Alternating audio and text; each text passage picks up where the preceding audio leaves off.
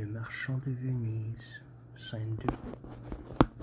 À Belmont, un appartement de la maison de Portia, entre Portia et Nerissa. Portia. En vérité, Nerissa, mon petit individu est bien l'âme de ce grand hiver. Nerissa. Cela serait bon, ma chère madame, si vos misères étaient en aussi grand nombre que le sont vos prospérités.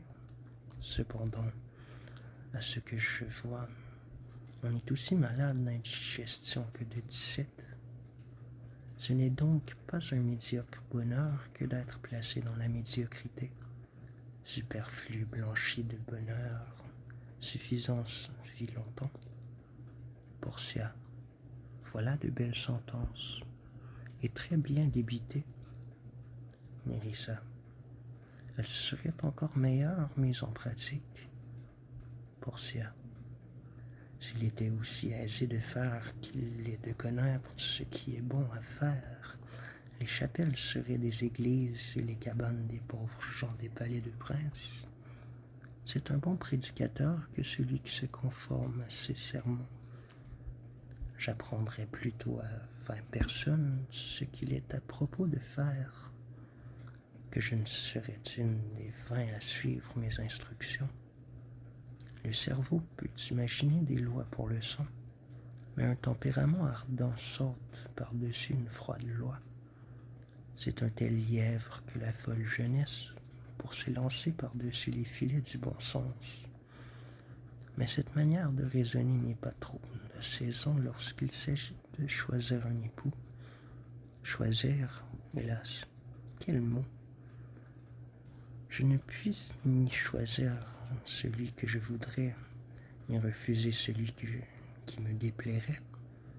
Et ainsi, il faut que la volonté d'une fille vivante se plie aux volontés d'un père mort.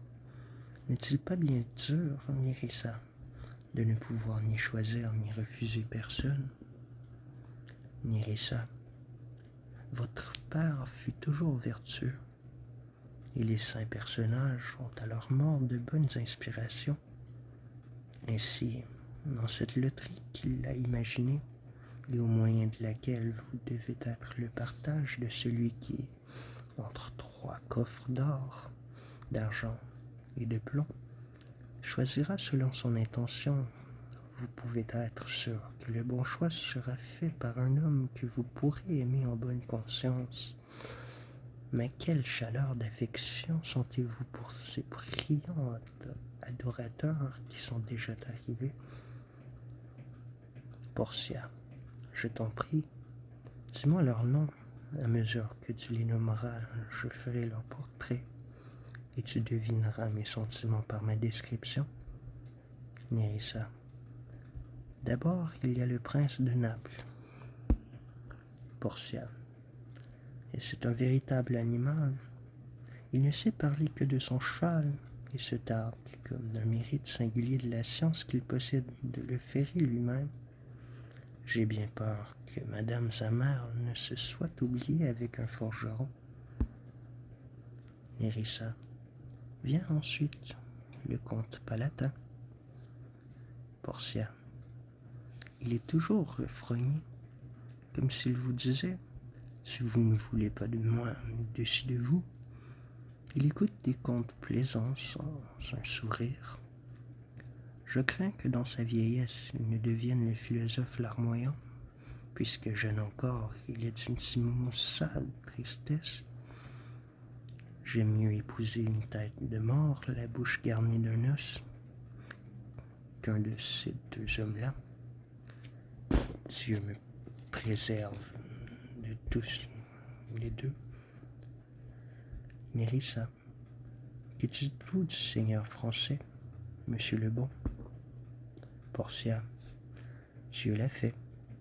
Ainsi je consens qu'il passe pour un homme.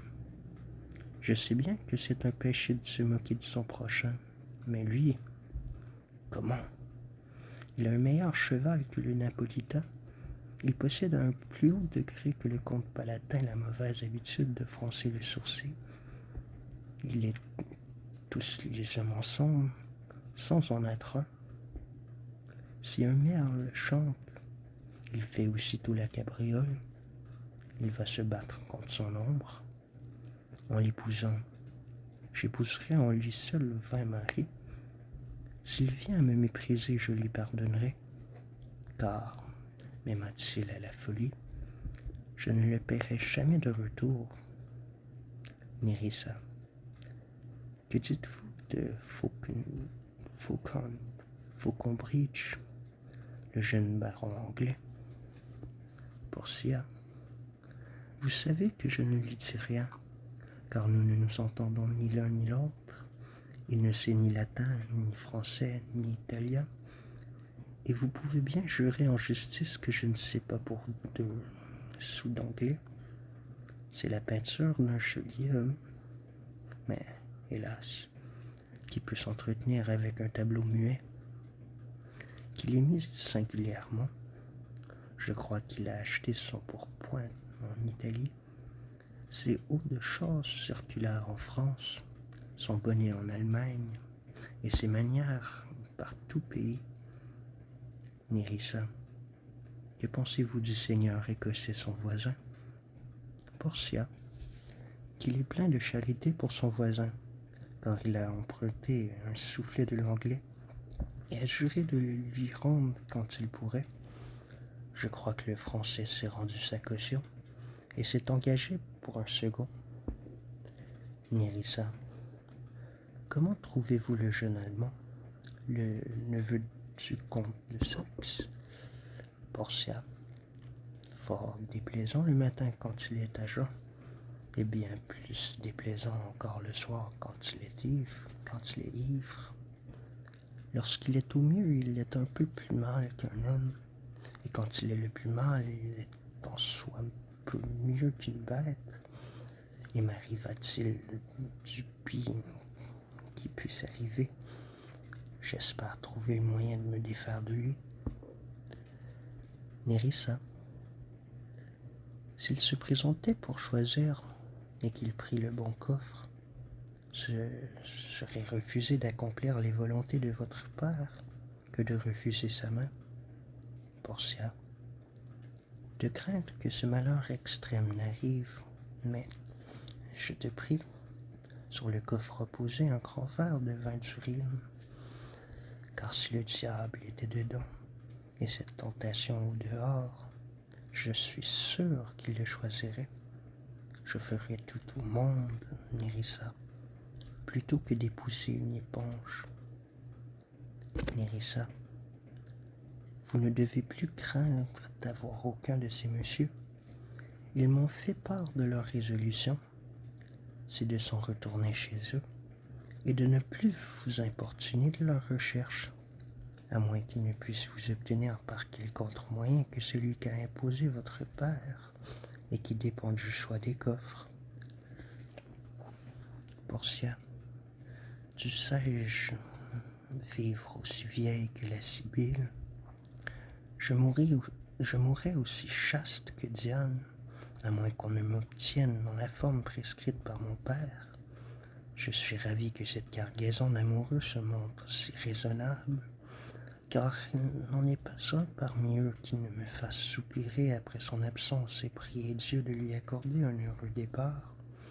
Nerissa, ne vous rappelez-vous pas, madame, que du vivant de votre père, il vint ici, à la suite du marquis de Montferrat, un Vénitien instruit et brave militaire? Portia, oui, c'était Bassagno. C'est ainsi, je crois, qu'on le nommait. Nerissa, cela est vrai, madame, et de tous les hommes sur quoi ce soit jamais arrêté mes yeux peu capables d'en juger, il m'a paru le plus digne d'une belle femme. Portia, je m'en souviens bien, et je me souviens aussi qu'il mérite tes éloges. Entre un valet. Qu'est-ce?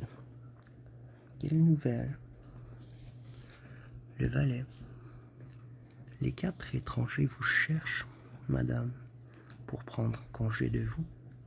Il vient d'arriver un courrier qui en devance un cinquième, le prince de Maroc. Il dit que le prince, son maître, sera ici ce soir. Portia.